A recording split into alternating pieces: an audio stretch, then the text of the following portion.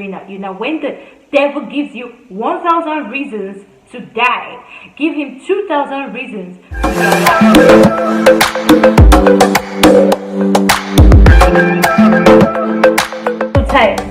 So, when I was left to write one day, am I the right person to?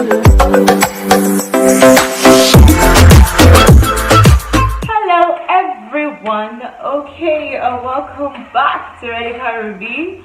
And I'm really trying to keep up with energy because I'm a bit down. But yes, the word of God has to go round. So today I'm here to tackle on a topic that it came from a question that someone sent to me, and this is the question.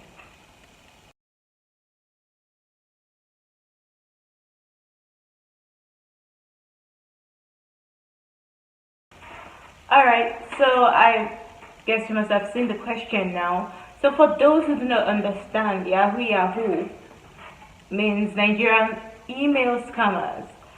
Now, the reason why I decided to make a video about this was because of the question. You know, the person was like, you know, the Yahoo guy steals from a white woman and the woman goes into depression and commits suicide, while the Yahoo guy ends up, you know, repenting and then goes to heaven, while the person who committed suicide goes to hell.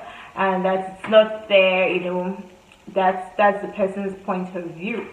So in order for me to tackle this question, I'm going to split this video into two parts. So the first is on suicide, which I decided to talk on today, and next week I'm going to talk about the guy and the possible consequences. So today let's talk about suicide. First of all, I want to ask this question: what would be your reason for wanting to take your life? Now, when it comes to suicide, it all depends on how a human being reacts to things. Do you understand? Now, I might fall ill and decide to fight, while someone might fall ill and decide to give up. That is because we are two different people. So what differentiates me from you is our reactions towards the issues of life. Now, you decide to take your life, and according to this person, God, it might not be fair and all that, because, you know, they stole from her and she went to depression and then she committed suicide. So it's a bit justified. Okay, now let me tell you the reason why suicide to me is not justified. I know we've already been taught that it's a sin, but let's look at it from this angle. First of all, you came into this world and you found yourself in this world, meaning that you had no control. You just found yourself living, you found yourself breathing, you found yourself having life. So you committing suicide is you taking something that you didn't give to yourself. Is you taking something that you did not create.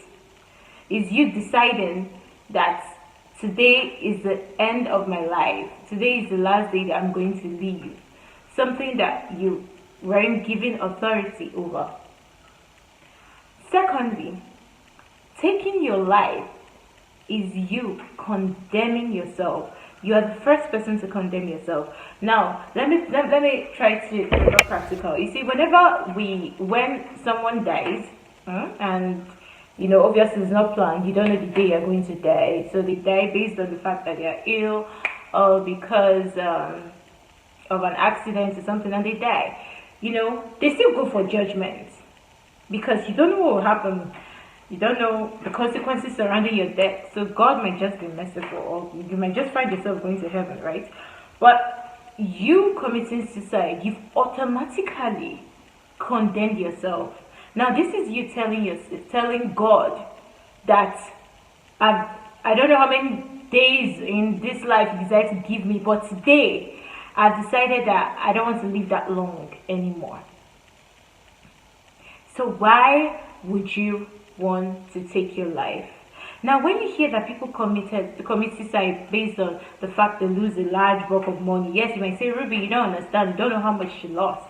Or you can say people decide to commit suicide probably because they found out their partner is cheating, or different reasons why people do commit suicide. I will tell you in return that it's still of no value. All those things are things of the world. Why? I'm going to go back to this. We were created to know Him, to love Him, to serve Him. Now, you are yet to fulfill your purpose on earth. And then you decide to take your life because of the things of the earth that are temporary in the first place. I've seen people that are poor and they are still living happily because their source of hope is in God. Their source of hope is in Jesus. First of all, you cannot lean on the world and expect to be happy 24/7. Anything can happen. So you cannot base your source of happiness or your source of joy or your source of support on the things of the world. It doesn't work that way. Now, when you put all your trust in God, even when things decide to bend the other way, you have a hope of living. You have a reason why you want to live another day. Not because of your human understanding, not because of your beauty, but because you serve a God that is bigger than every problem. We are nothing but pencils in the hand of Creator. I'm sure you've always seen that when we used to watch Super Story, and that is the plain truth. There is nothing you think you're going through right now that somebody else has not gone through worse. There's nothing you are going through right now that God cannot turn around for you. So why commit suicide? Yes, you lost your property. You lost everything. You lost your money. You lost your family. But you have life. And once there's life, there's hope. There's a reason why you hear one with God is the great majority. Because God alone is a force. Is a boss on his own. Just imagine you at your workplace, you decide to say, hey, I'm too incompetent for this job. And then you tender your resignation. Will you say it's not fair that the company allowed you go?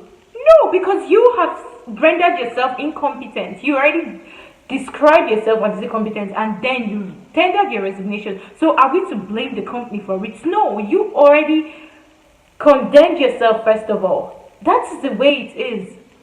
So when we begin to try to judge things by ourselves, that's why you can leave judgment for God. When we try to make sense of things and start saying, it's not fair, this and that, try to look at it from a different angle. There are people that have gone through what you're going through now and have bounced back. That is the plain truth. Judas committed suicide and was condemned. Peter sought for forgiveness and he was given another chance. That is different approach to life. There is nothing God cannot do for you. Say goodbye to the world. Say goodbye to whatever the enemy is throwing at you. Now, when the devil gives you 1,000 reasons to die, give him 2,000 reasons to be alive. And those 2,000 should be associated with God. Because it's only God that is the truth that the devil does not want to hear. May we all have reason to be alive. May we all know that our purpose in life is for Jesus alone. May we not drift away from the things of the Father because of the world that are temporary. Father, may your will always be done in our lives, and may you guide us even in our most difficult situations. We ask this through Christ our Lord. Amen. See you next week when I'll talk about the consequences and the Yahoo boy. Bye-bye.